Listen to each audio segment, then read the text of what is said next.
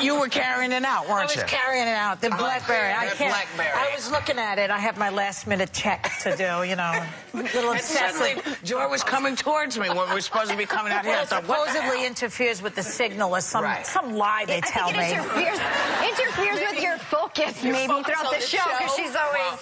In any case, as it has interfered with mine, I forgot you over there. Hello and welcome to a day of hot topics on The View. Now, Joy, you did a couple of shows in Massachusetts. We were talking about it happening. How'd it go? I worked in Boston on Friday, and it was very good. The audiences are great in Massachusetts. And so then Saturday, I was in Hyannis, you know, to the Melody tent, which, you know, my hair was... Excuse me. I can't say that word. I don't mean that. You know what I mean. It was like slow. My hair was slow. You're still going to be in trouble. It was slow to be straight. Emails today, Joy. I'm sorry for that. It's like an automatic stupid word to use. Yes, I apologize. That's right. Anyway. And you just used Whoopi's favorite word, too. You're in big trouble today already. All right, let's not continue this part of the conversation. I'm telling you, that's the way it's been all, you know. You start talking, you say crazy things. Like the president, you know. As we were about to say, President Obama has invited Harvard professor Henry Louis Gates Jr. and Sergeant James Crowley to have a beer together at the White House and discuss what happened when Gates was arrested by Crowley at his Cambridge home. Isn't this a good move? I mean, we sat here last week and we said, okay, maybe this is a good thing that everybody is sort of now having to talk about this, and let's see if they can move forward now. And apparently they're moving. What do you think? I think it's great that they're doing that. I hope that Crowley says to Obama, "Can I see your ID?"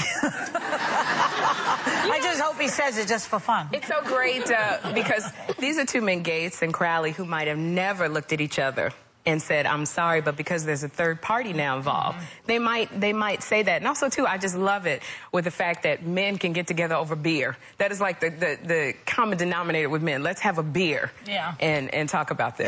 Then they can use the men's room together, because that's what happens. Well, you know, once you break the seal on the booze, that is what happens. But I just hope it's not an opportunity for the Obama administration to appoint another czar, like the 37th in, 6 months? Well, like the beer czar to select the perfect brew for the group. No, I hope not. I think it could be a good thing. I think everybody probably just jumped the gun in terms of assumption on this from start to finish. And then, you know, everyone was kind of all over President Obama for actually including it in his opinion and what was going on when he wasn't filled in on the facts. So, you know, maybe it'll just give everyone a minute of pause. Someone asked him, and we were talking about this downstairs.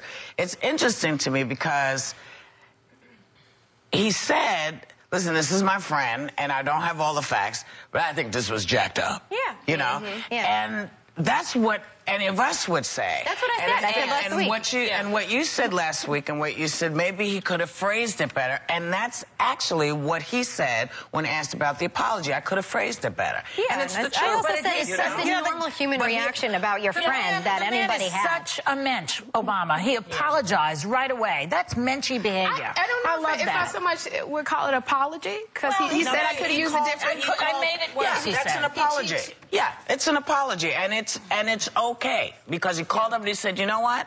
I could have used better words." Right, better words. You know, and that's like, look, dude, I'm sorry I called you the S word. I guess I would say, for me, I didn't think it was an apology, but I think he did say, you know, I could have used a better choice of words, but I still meant what I said. I still think it was jacked up what was done. Right, that and you know, he said that both parties now overreacted, whereas at first he just was more assuming that maybe the officer did, and he said actually Gates did as well. He didn't, you know, and if he had known the policeman, he just said, "Well, that guy acted up." Right. Well, you know what any of us would have done. He also is coming from his position as a black American guy. You know, that's where he's coming from. And he probably has experienced a certain amount of this in his life. It's like they say about Sotomayor. She's responding as a Hispanic woman. Duh. She is a Hispanic woman. Well, I believe what is that conversation about? You know, in Chicago... But Obama responded as a white male. It's not that simple. Responding with an instinct to say, hearing that your friend was wrongly maybe arrested in a case in their house being arrested, understandable in some ways. But reserving judgment and the focus of a case, if you're deciding judgment on a court case based solely on your experiences and your empathy, it's not that, okay. Elizabeth. You know that's not in our legal system. Nitpicking on things that she said. It was nothing about any of her cases. We are far more protected than that in this country than to have Chicago, when he was empathy. When he was a senator in Chicago, I'm sorry, when he was a senator in Chicago, yes, he was one of the people that spearheaded it about, you know, laws about racial profiling, which is why he said there is a disproportionate number of blacks and Latinos that are profiled. So he was coming. Well, he didn't say they just acted. I think it's really like funny myself, because I find it extraordinary, because yes, we have done things a certain way for so long, and all of us as Americans had to know how things were done. But now that there's a new sort of tint on it, people are having to think in different ways. You know, I've always had to deal with the fact that the judges and the Supreme Court were all white, and I had to hope that they knew something about maybe where I was coming from. God forbid I should have to go in front of them, because, you know, they put me away instantly. Obama will get shot, you get put away. But now, because we have different voices coming out, as we did when the first woman came on, and she kind of said, well, you know, I have a different take on things. Yeah. It's you know, it's America's becoming what we said we were. And it's going to be hard, because we're going to see people, we're going to go, you shouldn't even be there. And we have to recognize that people that might not have been there 20 years ago, you know, they're coming up, they're stepping up and taking their shots, and I'd like to get elected.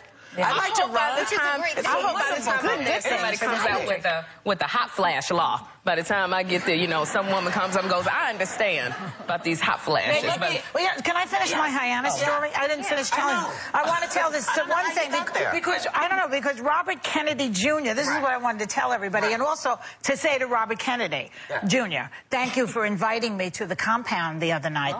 Before I went on stage, I got an invitation saying, Joy and Steve, please come over for dinner and water sports at the compound. I swear. Water sports. He obviously doesn't know that I don't swim unless I have a tube around me to hold me up. And so I couldn't go, and I went to my relatives instead, which they thought, they were pretty impressed with that I would give up the Kennedys for them, but that's Italian. But they weren't planning an assault on your hair. The water sports would have definitely filled the hair. Water sports. But I remember, but what happened to me on stage is, you know, I talk about presidential adultery in the White House, which is historic, you know, in the 20th century. They all did it practically. Maybe Jimmy Carter, whatever. And also Nixon, nobody would do it with him, but the rest of them. So anyway, one night I was at Caroline's, and Robert Kennedy Jr. was in the audience. And I was on a roll about presidential adultery. So what do you think? Kennedy, hello? So I left him out. And suddenly, everyone committed adultery. Eisenhower, FDR, everybody except Kennedy. And when I got off the stage, he sent me a note. He's so cute. He wrote a note and said, I could see the blood dripping from your tongue. Isn't that so funny, Stuart? So anyway, I couldn't make it, but next time I'm there, I'll bring my water sport equipment and I'll come over. You will fully participate. Now, speaking of blood running off the tongue, yesterday Sarah Palin officially stepped down as the governor of Alaska. In her farewell address, she took aim at the media covering the event. Take a look. First, some straight talk for some, just some, in the media. Because another right protected for all of us is freedom of the press. And you have such important jobs, reporting facts and informing the electorate and exerting power to influence. You represent what could and should be a respected, honest profession that could and should be a cornerstone of our democracy. Democracy depends on you.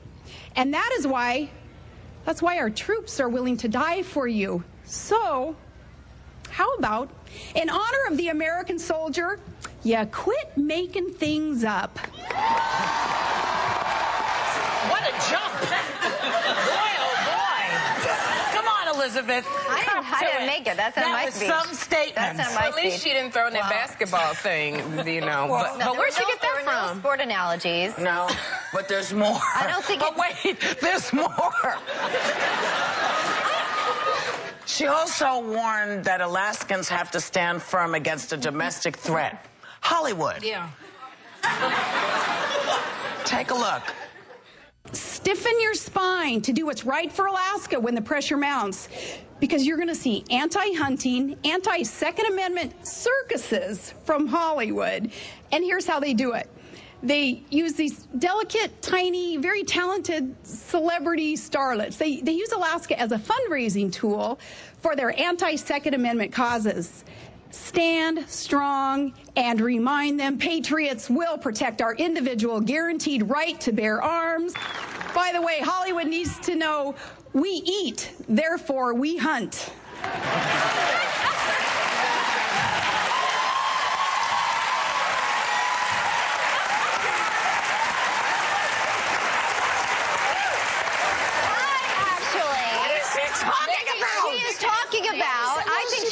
Talking about when Ashley Judd went and did the whole air raiding wolves ad that went on and paid. Oh, and here's the thing. She's not a tiny little star. Well, she's a tiny little talented celebrity.